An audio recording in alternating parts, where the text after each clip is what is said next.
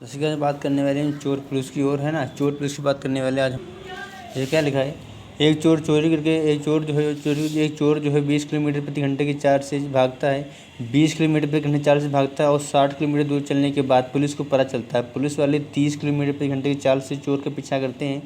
Police के पास एक कुत्ता है जो चोर को पकड़ने के लिए टू एंड फ्रो, मतलब टू एंड फ्रो कहने का मतलब है कि जिसे जहाँ पे चोर पहुँच चुका है ना, तब मालूम चला पुलिस को। तब तक वो चोर 60 किलोमीटर दूरी कवर कर चुका था। तो पुलिस की चाल 30 है, चोर की चाल 20 है। तो और पुलिस के साथ एक कुत्ता होगा, इसकी चाल इन दोनों से ज़्यादा होगी, आप देखिएगा। तो कुत्ता जो क्या कहता है, टू एंड फ्रो करता है। कहने का मतलब है कुत्ता ये तब तक आता जाता रहता है ना। कुत्ता जैसे पुलिस तब तक आ रही है और कुत्ता जाकर सूचना देता रहता है पुलिस को कि जब तक पुलिस जो है चोर को ना पकड़ ले तब तक कुत्ता ये आता जाता रहता है, जानकारी देता रहता है कि भैया पुलिस चोर वहाँ पे है, तुरंत पकड़ लो, है ना। ये कहता रहता है ना। जब तक पुलिस जो है चोर को पकड़ नहीं लेगा तब तक कुत्ता जो है बार बार इधर उधर आता जाता रहता है, टू एंड फ्रो। और जब तक करता है जब तक पुलिस वाले चोर को ना पकड़ लें। यदि कुत्ते की चाल 30-40 किलोमीटर प्रति घंटा हो तो कह रहा है चोर कितनी देर में पकड़ा जाएगा। चोर के द्वारा पकड़ने जाने से पहले तय की गई दूरी क्या है, पुलिस के द्वारा तय की गई दूरी क्या है, कुत्ते द्वारा तय की गई दूरी कुल दूरी क्या है, कुत्ते द्वारा पुलिस की तरफ तय की दूरी और कुत्ते के द्वारा चोर की तरफ तय की दूरी क्या है। देखिए इस टाइम में कौन जब भी हो तो सबसे पहले मीटिंग टाइम निकालेंगे। मीटिंग टाइम निकालेंगे या कहने के मतलब समय निकालेंगे। देखिए ये दोनों इसी डायरेक्शन में भाग रहे हैं ना। हमको क्या निकालना है, गैप दिया कि 60 किलोमीटर चलने के बाद पुलिस को पता चलता है, मतलब कि 60 किलोमीटर डिस्टेंस मैंने मान लिया है ना। समय निकालना हमको, मीटिंग पॉइंट या समय निकालना, समय का दूरी बढ़ जाए। दूरी कितना होगा 60/4, चाल के समान तो माइनस हो जाएगी। तो 30 से 20 जाएगा 10, 10 से 60 6 घंटे में हो जाएगा। मतलब कि 6 घंटे के बाद आगे 6 घंटे के बाद पुलिस जो है चोर को पकड़ लेंगे, है ना, 6 घंटे में। अब 6 घंटे के बाद जो है क्या होगा कि पुलिस वाले चोर को पकड़ लेंगे। अब हम 6 घंटे में ही सबकी दूरी निकाल लेंगे कि 6 घंटे में चोर कितना चलेगा, 6 घंटे में पुलिस कितना चलेगा, 6 घंटे में कुत्ता कितना चलेगा। तो 6 घंटे में चोर के दौड़ता की दूरी 20 की चाल चलता है तो 120 किलोमीटर। 6 घंटे में पुलिस के दौड़ता की दूरी तो 6×18 180 किलोमीटर। 6 घंटे में कुत्ते के दौड़ता की कुल दूरी कितनी होगी तो 6 24 240 किलोमीटर, है ना। तो 3 तो हमारे आंसर आ गए कि चोर के द्वारा तय की गई दूरी, पुलिस के द्वारा तय की कुल दूरी और कुत्ते के द्वारा कुल तय की गई दूरी। अब से हमें क्वेश्चन था क्या था कि चोर कितनी देर में पकड़ा जाएगा, तो चोर भी 6 घंटे में पकड़ा जाएगा। चोर के द्वारा पकड़े जाने से पहले तय की गई दूरी क्या है, चोर द्वारा पकड़े जाने से पहले तय की गई दूरी कितनी है, वही तो मतलब पकड़े जाने से पहले मतलब कि 6 घंटे में पकड़ा गया तो कितने चला 120 किलोमीटर, ठीक है। आगे जल्दी निकलता है, चोर के द्वारा पकड़े जाने से पहले तय की दूरी 120 होगा, पुलिस के द्वारा तय की गई दूरी पुलिस के द्वारा 180 किलोमीटर हो गई, कुत्ते के द्वारा तय की गई कुल दूरी कुत्ते के द्वारा 240 हो गया। अब क्वेश्चन ये आता है कि कुत्ते के द्वारा पुलिस की तरफ तय की गई दूरी और कुत्ते के द्वारा चोर की तरफ तय की गई दूरी हमको निकालना है। मीन्स हमको अब निकालना कि कुत्ते के द्वारा चोर की तरफ कितनी दूरी कवर किया, कितनी दूरी तय की है, और पुलिस की तरफ कितनी दूरी तय की है कुत्ता। मतलब कि हमको कुत्ते पर काम करना है ना, कुत्ते के निकालना कि कुत्ता जो है कितनी दूरी इधर गया, कितनी दूरी इधर गया। तो कुत्ते के द्वारा 240 है, 240 है ना, 240 है तो हमने इसको आधा आधा कर दिया। फिर मान लिया कि कुत्ता आधा इधर गया आधा इधर गया, 240 का हमने क्या कर दिया, आधा 120 चोर की तरफ गया और 120 की तरफ पुलिस तरफ गया, है ना। देखिए हमको निकालना कि कुत्ता किधर चले, कितनी दूरी चोर तरफ कितना दूरी पुलिस चलेगा। तुमने कुत्ते को तो बांट दिया। अब उसके बाद दूसरा ऑप्शन ये आता कि यहाँ पे ये कैसे लिख दिया है ना हमने। तो आप ये ध्यान रखिएगा कि कुत्ता या यहाँ पे कोई भी ऑब्जेक्ट जो होगा जिसके साथ पैरेलल चालू करेगा दौड़ना, जिसके साथ समांतर दौड़ना शुरू करेगा, उसको हम यहाँ पे आधा आधा बांट देंगे। अब जैसे यहाँ पे मधुमक्खी है, ये जो है इसकी समांतर चल रही है, तो जो इसकी चाल को हम 2 बराबर भागों में बांट देंगे। जैसे कुत्ता है तो पुलिस के समांतर भाग रहा है ना, मतलब शुरुआत यहाँ से किया, इसकी पुलिस से भाग रहा है तो पुलिस की होता है कि कुत्ते 180 है तो 180 को हमने आधा आधा कर दिया, 90 कर दिया, ठीक है। मतलब हमको ये पहचान मिला कि पहले कुत्ते की दूरी तय की दूरी में आधा आधा कर दिया। अब जो सेकंड लिखा है इसको कैसे लिखेंगे भाई, इसको ऐसे लिखेंगे कि कुत्ता जिसके पैरेलल दौड़ रहा होगा शुरुआत में पुलिस की तरफ होगा तो उसको हम आधा आधा कर देंगे। पुलिस की 180 थे तो 90 कर दिया, है ना। अब उसके बाद देखिए साइन कैसे लगाते हैं हम लोग। तो देखिए हम साइन हमेशा इसलिए लगाते हैं तो कुत्ता या कोई भी ऑब्जेक्ट हो, बिल्ली या मधुमक्खी हो, जिसकी तरफ पहली बार यहाँ पे लिखा है, देखिए कुत्ता जिस ओर पहली ओर चलेगा उस ओर तय की गई दूरी हमेशा ज़्यादा होगी। कुत्ता चाहे पुलिस की तरफ भागे, पुलिस की तरफ भागेगा नहीं, चोर की तरफ भागेगा, है ना। मतलब जैसे मधुमक्खी है, अब ट्रेन इसमें इसकी ओर भाग रहा है ना, तो उसी तरह कुत्ता जिस ओर पहली ओर भागेगा उस ओर तय की गई दूरी हमेशा ज़्यादा होगी, तो उस ओर की दूरी के लिए हम प्लस यूज़ करेंगे, है ना। तो ये देखिए चोर की तरफ पहले भागा था, तो इसलिए चोर की दूरी पे हमने क्या कर दिया, प्लस कर दिया, और पुलिस की दूरी पे क्या कर दिया, माइनस कर दिया। अब यहाँ पे हम इसको हलिया लेंगे तो 120 नंबर के 210 आ जाएगा, 120 से 90 घटा 30 आ जाएगा। मतलब कुत्ते के द्वारा चोर की तरफ तय की दूरी कितनी, 210 किलोमीटर है, और कुत्ते की द्वारा पुलिस की तरफ तय की दूरी कितनी है, 30 किलोमीटर है। तो यहाँ क्या लिखा है, दो ट्रेनें एक दूसरे के विपरीत दिशा में चलती हैं, दोनों के बीच की दूरी देखिए 200 किलोमीटर है। पहली ट्रेन की चाल T1, पहली ट्रेन की चाल 30 किलोमीटर प्रति घंटा, दूसरी ट्रेन की चाल कितनी, 20 किलोमीटर प्रति घंटा है। पहली ट्रेन के समांतर देखिए मधुमक्खी 35 की चाल चल रही है। इन दोनों की ज़्यादा स्पीड होगी हमेशा, इन दोनों की भीड़ में ज़्यादा हमेशा इसकी होगी, है ना। जिससे कि यहाँ पे था 30-20 था, तो कुत्ते की 40 था, है ना। तो क्या बताया मैंने आपको, पहली ट्रेन के समांतर मधुमक्खी 35 की चाल से, है ना, क्या कर रहा है, दूसरी समांतर 35 की किलोमीटर प्रति घंटे की चाल से पहली ट्रेन के समांतर उड़ रही है। यार इसके समांतर पहले तो ये हमारी ट्रेन T1, ये ट्रेन हमारी क्या T2, पहली समांतर के ही उड़ रही है। देखिए क्या लिखा है, पहली ट्रेन के समांतर उड़ रही मधुमक्खी दोनों ट्रेनों के बीच जब तक इधर उधर टू एंड फ्रो चलती है, जब तक वे दोनों एक दूसरे से मिल ना जाएं। तो बताओ दोनों ट्रेनें कितने घंटे के बाद मिलेंगी, दोनों ट्रेनें आपस में कितने घंटे के बाद मिलेंगी। पहली ट्रेन के द्वारा तय की गई दूरी, दूसरी ट्रेन के द्वारा तय की गई दूरी, मधुमक्खी द्वारा तय की गई दूरी, मधुमक्खी द्वारा पहली ट्रेन की तरफ तय की गई दूरी, मधुमक्खी द्वारा दूसरी ट्रेन की तरफ तय की गई दूरी, है ना। देखिए सबसे पहले पहली ट्रेन ये है, दूसरी ट्रेन ये है, दोनों 200 किलोमीटर हमको टाइम निकालेंगे। सबसे पहले निकाला टाइम बढ़ेगा, समय बढ़, दूरी बढ़ी, चाल दूरी 200 चाल। देखिए अपोज में चाल जुड़ जाएंगे, 30 20 50, तो कुल कितना 4 घंटे लगेगा। मतलब 4 घंटा किसको लगेगा, 4 घंटा इन तीनों को लगेगा, पहली ट्रेन को, दूसरी ट्रेन को, मधुमक्खी को। तो 4 घंटे में पहली ट्रेन की तय की दूरी 30 × 4 120 किलोमीटर, और 4 घंटे में दूसरी ट्रेन की तय की दूरी, अब दूरी में क्या 4 गुणा समय हो तो 4 ये समय ये 20 से 80 हो जाएगा। मधुमक्खी के द्वारा 35 × 4 कर देंगे तो 140 हो जाएगा, है ना। अब मेन क्वेश्चन ये रहता है कि मधुमक्खी के द्वारा तय की दूरी हमको पता चल गया 140 किलोमीटर, है ना। अब हम क्या निकालना है कि मधुमक्खी पहली ट्रेन की तरफ कितनी दूरी गई, मधुमक्खी दूसरी ट्रेन की तरफ कितनी दूरी गई। तो मधुमक्खी की चाल निकालना, तो मधुमक्खी को पहले हम आधा आधा कर देंगे, 70 आ गया, ये T1 ये T2 है, ठीक है। मधुमक्खी को निकाल, तो मधुमक्खी को देखिए आधा आधा कर दिया, मधुमक्खी को 40 किलोमीटर तय किया 4 घंटे में, तो इसको 70 कर दिया। ये तो आप कर लेते हैं। अब उसके बाद दो स्टेप हैं, ये लिखना और साइन लिखना, बस इन दो मेन है काम, बस बाकी तो सब कोई कर लेता है। तो इन 2 स्टेप पर लिखने का देखिए ट्रिक क्या है, तो ये लिख लिया। अब उसके बाद ये लिखना है, तो हमें अब ये लिखना है, तो ये चेक करेंगे कि किसके पैरेलल मधुमक्खी चलना शुरू की थी, है ना, उसको हम बांटेंगे। बस यही 2 मेन बात हैं कि ट्रेन या मधुमक्खी या कुत्ता जो है किसके पैरेलल चलना स्टार्ट किया था। तो इसके पैरेलल चलना स्टार्ट किया था, तो हम इसको बांट देंगे 2 जगह। तो ये कौन सी ट्रेन, पहली ट्रेन है, पहले के द्वारा तय की दूरी 120 है, इसको बांट देंगे तो 60 हो जाएगा। पहला पॉइंट ये हो गया। दूसरा पॉइंट हमारा क्या है कि जिसकी ओर ट्रेन मधुमक्खी या कुत्ता पहली बार चलेगा उस ओर ज़्यादा दूर तय दूरी होगी, तो उसके लिए प्लस यूज़ करेंगे और अगले के लिए माइनस यूज़ करेंगे।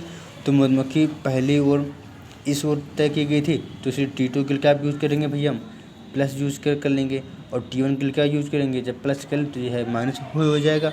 बस इसको हलिया लेंगे, हमें पता चल जाएगा, है ना, कि 10 किलोमीटर पहली ट्रेन की तरफ और T2 की तरफ, दूसरी ट्रेन की तरफ 130 किलोमीटर तय की जाएगी। बस यही 2 मेन है कि किसके पैरेलल चलना स्टार्ट की थी, और जिस ओर पहले गई थी उसके लिए साइन प्लस, अगले के लिए माइनस। केवल 2 ही बात इंपॉर्टेंट हैं। यहाँ क्या लिखा है, 2 ट्रेनों की लंबाई बराबर है, दोनों ट्रेनें एक दूसरे के विपरीत दिशा में चल रही हैं। पहली ट्रेन एक खंभे को 10 सेकंड में पार करती है, जबकि दूसरी ट्रेन खंभे को 15 सेकंड में पार करती है। तो बताओ दोनों एक दूसरे को कितनी देर में पार करेंगे, या दोनों एक दूसरे को कितनी देर में मिलेंगी। मतलब कि दोनों समान लंबाई की ट्रेन एक दूसरे से विपरीत दिशा में आ रही हैं। पहली वाली ट्रेन एक खंभे को 10 सेकंड में पार करती है, दूसरी वाली ट्रेन खंभे को 15 सेकंड में पार करती है। तो बताओ दोनों एक दूसरे को कब मिलेंगी, है ना, कब मिलेंगी।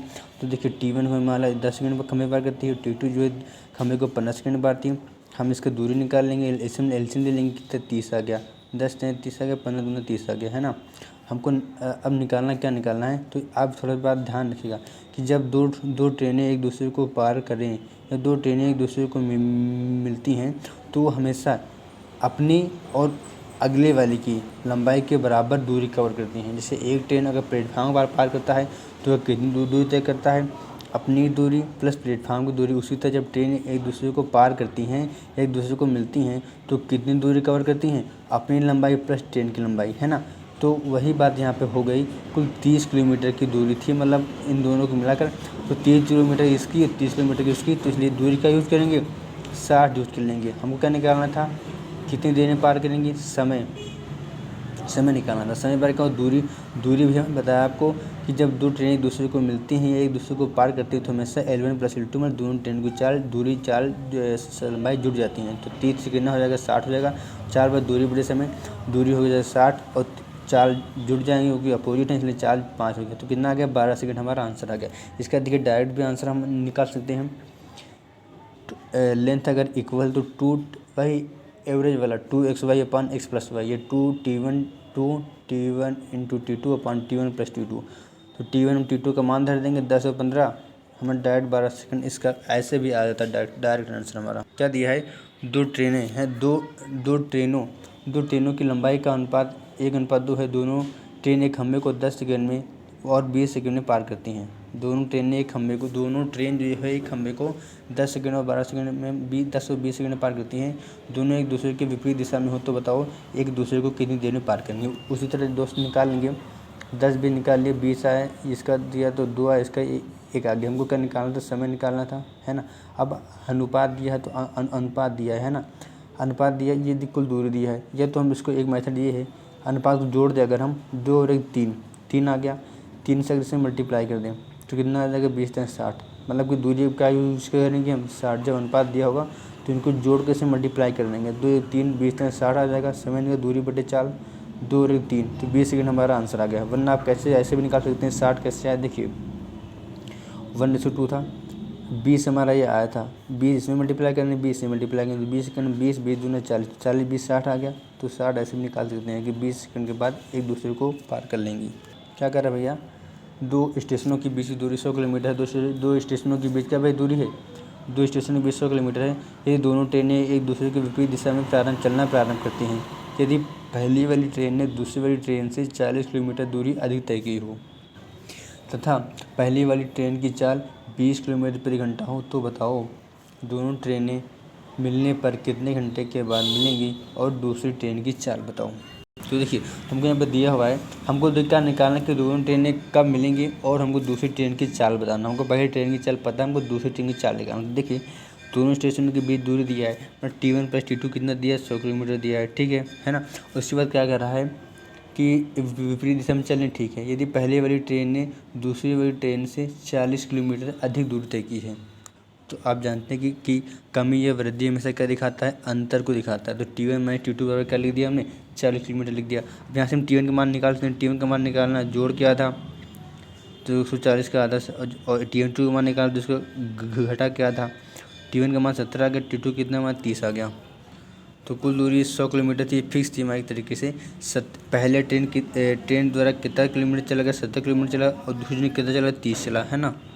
अब चल गया। अब हमको देखिए अब मामला समझ गया।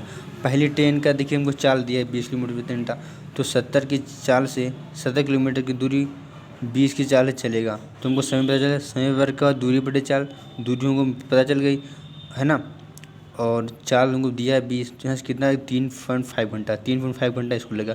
जब भाई दूरी फिक्स है ना, जब दूरी एक दूसरे की फिक्स है, तो जब इसको 3.5 घंटा लग रहा है ना, तो 3.5 घंटा इसको भी लगेगा। तो दो स्टेशन के बीच जब दूरी फिक्स है, जब इतना समय लगा तो दूसरे को। अब जैसे यहाँ t1 हम 70 निकाल चुके थे, हम जानते हैं टोटल 100 किलोमीटर है, तो अगला क्या आ जाएगा, 70 निकाल के पहले दूसरा क्या आ जाएगा, 30 आ जाएगा ऑटोमेटिक। अरे वो तो मैंने ऐसे ही बता दिया आपको, ठीक है। तो जब 3.5 घंटा इसको लग रहा है तो 3.5 घंटा इसको भी लगेगा, ठीक है।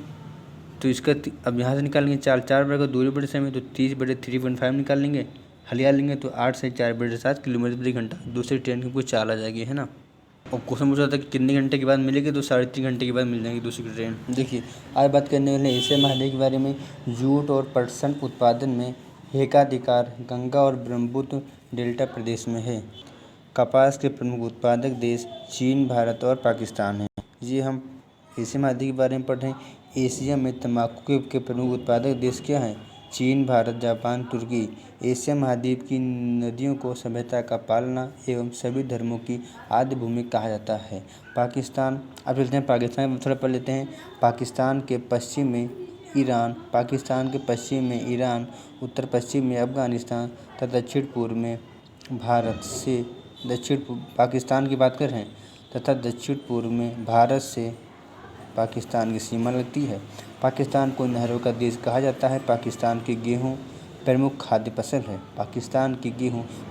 फसल है एवं कपास प्रमुख नकदी फसल है पाकिस्तान के पश्चिमी क्षेत्र में बलूचिस्तान का पठार एवं उत्तर पश्चिम में सुलेमान तथा हिंदुकुश पर्वत श्रेणियाँ पाई जाती हैं। पाकिस्तान के प्रमुख 3 दर्रे हैं: खैबर दर्रा, बोलन दर्रा, गोमल दर्रा। पाकिस्तान के उत्तरी पश्चिमी में स्वात घाटी स्थित है, जिसे पाकिस्तान का स्वर्ग कहा जाता है। पाकिस्तान का स्वर्ग स्वात घाटी कहते हैं। जियारत घाटी बलूचिस्तान प्रांत में स्थित है। जियारत घाटी बलूचिस्तान प्रांत में स्थित है। पाकिस्तान की जलवायु अधिक विषम है। यहाँ गर्मियों में अत्यधिक गर्मी एवं ठंडियों में अत्यधिक ठंडी होती है। पाकिस्तान में स्थित साल्ट रेंज पर्वत श्रेणी सबसे महत्वपूर्ण है, जहाँ सेंधा नमक, जिप्सम और चूना पत्थर पाया जाता है। पाकिस्तान का सबसे बड़ा नगर कराची है। पाकिस्तान की राजधानी इस्लामाबाद है। पाकिस्तान चीन के साथ मिलकर ग्वादर बंदरगाह विकसित कर रहा है। चश्मा परमाणु संयंत्र हमारे चश्मा 1, चश्मा 2, चश्मा 3 पाकिस्तान में ही बनते हैं। पाकिस्तान द्वारा सिंधु नदी पर चीन के सहयोग से ड्रैमर भाषा बांध का निर्माण किया जा रहा है। अब बात कर लेते हैं अफ़गानिस्तान के बारे में। प्राचीन काल में अफ़गानिस्तान का नाम एरियाना था, है ना। मध्यकाल में खुरासान अभियान किसने चलाया था? मोहम्मद बिन तुगलक ने। तो अफ़गानिस्तान का प्राचीन काल में सबसे पहले नाम क्या था? एरियाना। फिर मध्यकाल में क्या हुआ? खुरासान के नाम से जाना जाता है। और अब क्या जानते हैं? काबुल जाना जाता है। अब अफ़गानिस्तान के नाम से जानते हैं। काबुल, कुर्रम, मोरगाँव, खस यहाँ की प्रमुख नदियाँ हैं। अफ़गानिस्तान के बारे में पढ़ रहे हैं इस समय। अफ़गानिस्तान की सरकारी भाषा पाश्तो है। अफ़गानिस्तान की सरकारी भाषा क्या है भैया? पाश्तो है। अफ़गानिस्तान में इस्लाम धर्म का सुन्नी संप्रदाय अधिक मात्रा में पाया जाता है। अफ़गानिस्तान में मरुस्थल है। अफ़गानिस्तान में अफ़ीम अफ़गानिस्तान की अर्थव्यवस्था का प्रमुख आधार है। यहाँ विश्व की 92% अफ़ीम का उत्पादन होता है अफ़गानिस्तान में। अफ़गानिस्तान की प्रमुख जनजातीय पख्तून, हज़ारा, ताजिक हैं। मेवा, मूंगफली, ऊन अफ़गानिस्तान की अन्य प्रमुख कृषि उत्पाद हैं। अफ़गानिस्तान का बामियान प्रदेश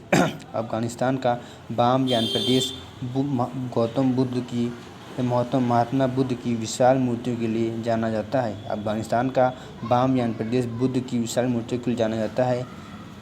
ईरान के चाबहार में भारत के सहयोग से एक बंदरगाह का निर्माण किया जा रहा है, जो अफ़गानिस्तान को भी जोड़ेगा। अब बात करते हैं नेपाल के बारे में। तो नेपाल जो है यह पश्चिम, दक्षिण और पूर्व दिशा से भारत से और उत्तर दिशा से चीन से घिरा हुआ देश है। नेपाल जो है यह पश्चिम, दक्षिण और नेपाल जो है ये जानते हो क्या है? नेपाल जो है यह पश्चिम, दक्षिण और पूर्व दिशा से भारत से और उत्तर दिशा से चीन से घिरा हुआ देश है। नेपाल को बफर स्टेट की हिंदी क्या है? अंतस्थ राज्य। बफर स्टेट का मतलब अंतस्थ राज्य कहा जाता है। नेपाल को बफर स्टेट या हिंदी क्या कहते हैं? इसको अंतस्थ राज्य कहा जाता है। भारत के मतलब बिहार, यूपी, उत्तराखंड से भारत के अंदर बिहार, यूपी, उत्तराखंड से नेपाल की सीमा लगती है। नेपाल हिमालय की गोद में स्थित है, इसलिए नेपाल को हिमालयी देश कहा जाता है। नेपाल में हिमालय पर्वत की 3 पर्वत श्रेणियाँ हैं। वृहत हिमालय या महान हिमालय, है ना, ये ट्रांस हिमालय। उसके बाद चलते हैं सेकंड में क्या आता है, लघु हिमालय या मध्य हिमालय। थर्ड पे आता है शिवालिक हिमालय। हम ये सब नेपाल के बारे में पढ़ रहे हैं ना। मध्य हिमालय को नेपाल में महाभारत पर्वत श्रेणी कहा जाता है। एवरेस्ट, धौलगिरी, कंचनजंगा, मकालू, अन्नपूर्णा, गौरीशंकर नेपाल की प्रमुख चोटियाँ हैं। नेपाल की प्रमुख चोटियाँ कौन सी भैया, एवरेस्ट, धौलगिरी, कंचनजंगा, मकालू, अन्नपूर्णा, गौरीशंकर नेपाल की प्रमुख चोटियाँ हैं। विश्व की सबसे ऊंची चोटियाँ माउंट एवरेस्ट 8,848.86 मीटर नेपाल में स्थित है। विश्व की सबसे ऊंची चोटी माउंट एवरेस्ट नेपाल में स्थित है। कोसी, बागमती, गंडक, काली, कर्नाली, अरुण, कोसी यहाँ की प्रमुख सदा नीरा नदियाँ हैं। भारत की मदद से नेपाल में त्रिशूली, पंचेश्वर, कोसी, सप्तकोसी, नाउमुरी जैसी परियोजनाएं चलाई जा रही हैं। नेपाल विश्व में सर्वाधिक जल विद्युत उत्पादन क्षमता वाला देश है, जहां पर उसकी क्षमता का केवल 0.28% ही जल विद्युत उत्पादन किया जा रहा है। नेपाल की जनसंख्या में प्रमुख लोग गोरखा, शेरपा, भोटिया हैं। नेपाल की जनसंख्या में प्रमुख लोग गोरखा, शेरपा, भोटिया हैं। काठमांडू नेपाल का सबसे बड़ा नगर है। नेपाल का सबसे बड़ा नगर काठमांडू है और राजधानी भी नेपाल की काठमांडू ही है, इसलिए सबसे बड़ा नगर नेपाल का काठमांडू में हवाई अड्डा है। विराटनगर यहाँ का एकमात्र नेपाल का विराटनगर यहाँ का एकमात्र औद्योगिक नगर है। भारत और नेपाल के मध्य मेची नदी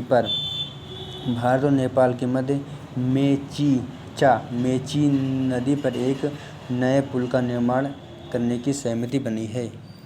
अब बात करने वाले हैं भूटान के बारे में। देखिए भूटान को क्या कहते हैं, लैंड ऑफ थंडरबोल्ट या गड़गड़ाहट का देश। तो देखिए नेपाल की तरह भूटान एक हिमालयी देश है। नेपाल की तरह भूटान भी एक हिमालयी देश है जो पूर्वी हिमालय में बसा है। भूटान को लैंड ऑफ थंडरबोल्ट के नाम से भी जाना जाता है। भूटान की राजधानी थिम्पू है।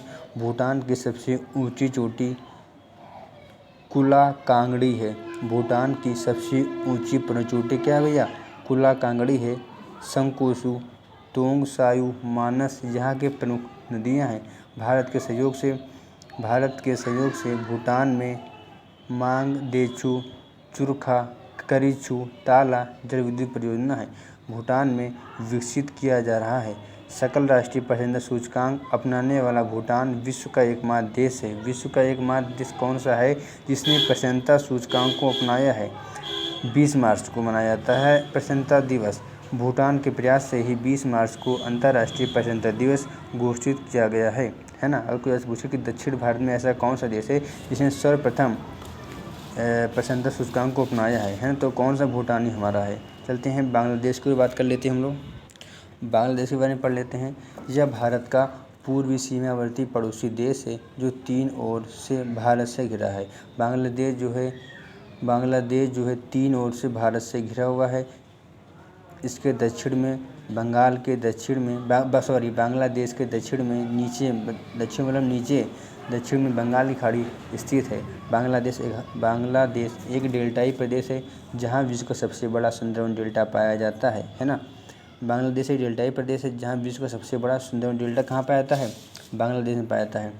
यहाँ बंगाल की खाड़ी से आने वाले चक्रवात तथा दक्षिण पश्चिम मानसूनी पवनों द्वारा 250 से 500 सेंटीमीटर वार्षिक वर्षा होती है। बांग्लादेश में नदियों का जाल बिछा होने के कारण बांग्लादेश को नदियों का देश कहा जाता है, जबकि पाकिस्तान को नहरों का देश कहते हैं। बांग्लादेश में ब्रह्मपुत्र को जमुना और गंगा को पद्मा नदी कहा जाता है।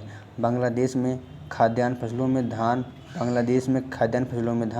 और नकदी फसलों में जूट का उत्पादन किया जाता है। विश्व का सर्वाधिक जूट उत्पादन बांग्लादेश में होता है भैया। विश्व का सर्वाधिक जूट का उत्पादन बांग्लादेश में और राज्य उद्योग पश्चिम बंगाल है ना। और यहीं पर जूट उद्योग सबसे प्रमुख उद्योग है। मतलब बांग्लादेश में सबसे प्रमुख उद्योग कौन सा है, जब मैंने बता दिया आपको कि सबसे ज़्यादा जूट उत्पादन बांग्लादेश में होता है, जब से तो उत्पादन हो तो सबसे बड़ा उद्योग केंद्र भी हमारा बांग्लादेश में है, जूट है ना। बांग्लादेश गुलाबी मोतियों के लिए प्रसिद्ध है। बांग्लादेश गुलाबी मोतियों के लिए प्रसिद्ध है। भारत और बांग्लादेश के मध्य फेनी नदी में भारत और बांग्लादेश के मध्य फेनी नदी में मैत्री सेतु का निर्माण किया जा रहा है, जो 1.9 किलोमीटर लंबा है। 18 मार्च 2023 को भारत और बांग्लादेश के मध्य मैत्री ऊर्जा पाइपलाइन का उद्घाटन किया जा रहा है, जो 131 किलोमीटर लंबा है। देखिए बात करें अगर हम टिहरी और कुंटेश्वर, टिहरी जलविद्युत परियोजना और कुंटेश्वर जलविद्युत परियोजना भागीरथी नदी पर है और कहाँ पे, उत्तराखंड में। इसी तरह उत्तर प्रदेश के बारे में जान लेते हैं। चेब्रो जो है टोंस नदी पे है। रामगंगा परियोजना रामगंगा नदी पर है। चेब्रो टोंस नदी पे, रामगंगा पे। रिहन परियोजना रिहन नदी पर है। चिल्ला परियोजना चिल्ला नदी पर है। माता टीला बांध कहाँ भी है, ये बेतवा नदी पर है ना। टनकपुर परियोजना काली नदी पर है। किसायू बांध टोंस नदी पर है। तबा परियोजना कहाँ पे है, तबा नदी पर है। बाढ़ सागर कहाँ पे है, सोन नदी पर, एमपी में है। नर्मदा एमपी है। इंद्र सागर परियोजना एमपी में है। ओंकारेश्वर परियोजना कहाँ है, नर्मदा में, एमपी में है। पेंच कहाँ है, पेंच नदी पर है, एमपी में है। कोसी नदी कहाँ है, कोसी नदी जो है 7 जलधारा से मिलकर बनती है ना। सबसे ज़्यादा माँ बदलने नदी कौन सी, कोसी है, कहाँ, बिहार में है। कहाना परियोजना माही नदी पर है। राणा प्रताप सागर कहाँ है, माही नदी कहाँ पे, गुजरात में है। जवाहर परियोजना कहाँ पे, तो चंबल नदी पे है। और चंबल नदी कहाँ बहती है, राजस्थान में बहती है। चुटक परियोजना कहाँ है, चुटक परियोजना जम्मू कश्मीर में है, सुरू नदी पर है। तुलबुल परियोजना कहाँ है, तुलबुल परियोजना झेलम नदी पर है और जम्मू कश्मीर में है। और क्या लिखा है, बलिहार परियोजना चिनाब नदी पर है। हुर्री परियोजना झेलम में है। सलाल परियोजना चिनाब पे है। दुलहस्ती परियोजना पता नहीं। किशनगंगा परियोजना किशन नदी पर है। तुंगभद्रा परियोजना कर्नाटक में। काली नदी कर्नाटक में सरस्वती नदी पर क्या है, जो गढ़सुपर पाया जाता है ना। तीस्ता परियोजना सिक्किम तीस्ता नदी पर है। मुचकुंड परियोजना आंध्र प्रदेश में है। पोछमपाद कहाँ, गोदावरी नदी पर है ना। दामोदर नदी घाटी कहाँ, झारखंड में है। मयूराक्षी झारखंड में। स्वर्ण रेखा कहाँ, झारखंड में है। कलिंगकोग कहाँ है, कलिंगकोग परियोजना अंडमान निकोबार में है। एनजे जलप्रपात कहाँ है, तो वेनेजुएला में है। टोगेला दक्षिण अफ्रीका में है। रिब्बन कैलिफोर्निया में है। बोलो मोम्बी ऑस्ट्रेलिया में है। अजमेर लूनी नदी के बगल बसा है ना। मैग्नीटॉड जो है जर्मनी और फ्रांस के बीच में बसा है। पंचमढ़ी मध्य प्रदेश में है। मेलाघाट महाराष्ट्र में है। तड़ोबा महाराष्ट्र में है। भद्रा कर्नाटक में है ना। नल्ला मलाई जो है सबसे बड़ा टाइगर रिजर्व है।